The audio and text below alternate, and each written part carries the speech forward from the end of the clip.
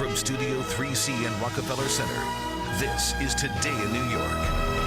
This morning on the issue, the debate over stop and frisk. Now, on Monday, a judge ruled the policy is unconstitutional, named a federal monitor to oversee changes. The city filed a motion to overrule those changes. So is this going too far or not far enough? That's the big question. Well, Ed Mullins is president of the Sergeants Benevolent Association. Adam Thompson, a New York civil law attorney. Both gentlemen joining us here this morning to talk about this issue. Welcome to you both. Thank you for coming in. Good morning. Or we know the city's already set an appeal. Yes. It's going down. But, you know, the question here, I guess, is that the judge said that the city is practicing racial profiling by pointing out that young black and Hispanic men are obviously predominantly stopped in these cases. So how does it hurt if only 5 or 6% of them are actually arrested? Of the 2 million stops, only 5%. So how is that combating crime? Well, first of all, stop and frisk is actually wrong. It's stop, question and frisk. Sure. And that's been left out all along.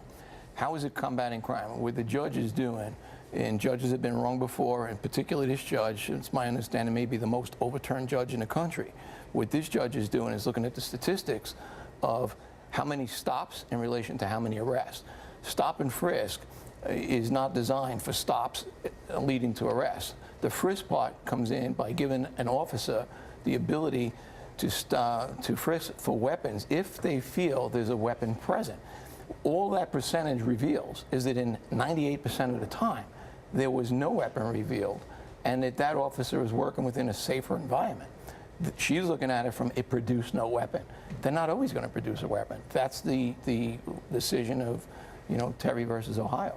But there are no arrests. I think that you make the You're point. not always going to have I think that's what you're right what you're saying. See, the numbers don't lie. You know, if you look at the math and the common sense together, stop and frisk doesn't work. Over 90% of the people that are stopped, questioned, frisked, however you want to fall into whatever category it is, are let go and completely innocent. So when you have just barely 5% or more leading to actual arrests, that means that the method that the police are using is ineffective. It's okay to go up and question people in high crime areas because you have to put police in concentrated areas where there's crime to fight it. That just makes sense. But when 95% of the people being questioned are innocent and haven't done anything, then you know something's not working right. And like you said, this Terry versus Ohio is a leading case on this. Right. You're supposed to have articulable facts. It's reasonable suspicion to approach someone, question them. It has to be based not on speculation, on surmise or guesswork, actual facts. And when 95% of the time the police are wrong doing this, that means it's not working. It's not working. So what do you change then? How do you balance a public safety versus constitutional rights issue? Better training. It all starts with training. Look, you're going into communities where everybody wants there to be less crime. No one's in favor of crime. People want to see guns off the street. People want to see the murder rates down. But you can't demoralize and dehumanize people going into communities where there's people working hard that just going to and from work or to the store to get milk, they're going to get pulled over and searched because they live in a high crime area or the color of their skin. And that's what's going on. You know, the primary reason this, when stop and frisk are being done, if you look, there's forms that are filled out every time it happens. That's what the rule is. Right, and on the forms, the checkbox is location or movements that seem suspicious. Well, all the time? How do you make that work? You're debating the inefficiency of doing a form the right way versus making a stop in an area where crime is high and people are being killed. If you're going to measure it based on that, then what we're doing with TSA of stopping everyone going onto a plane and doing body scans has produced no planes coming out of the sky. You can't judge a guard dog in the backyard by how many bites he has, but rather how many people have broken into his house. At the end of the day, we've tried community policing back in the 90s. Murder rates skyrocketed. There was no policing back in the 70s and the 80s as a result of corruption. They weren't allowed to make arrests back then.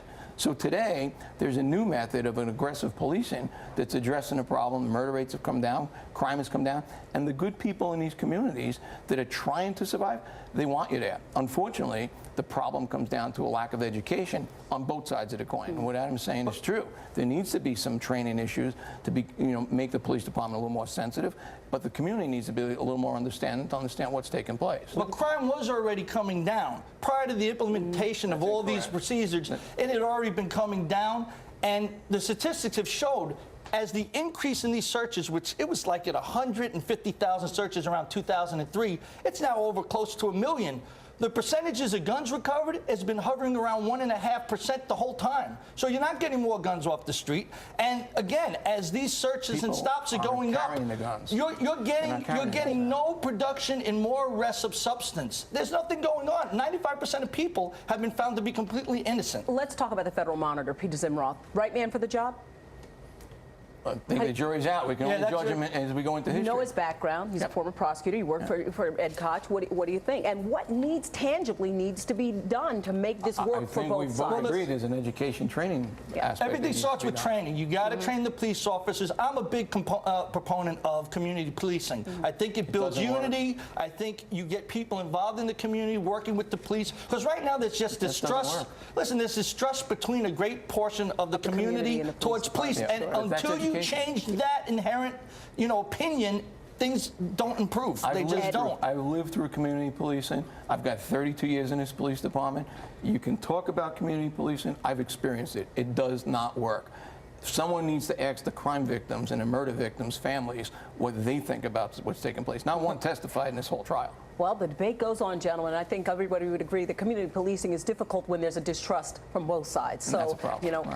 That's where the education comes in. All right, gentlemen, thank you both very much for sharing in the discussion. We appreciate it. And there's a lot more ahead on Today in New York.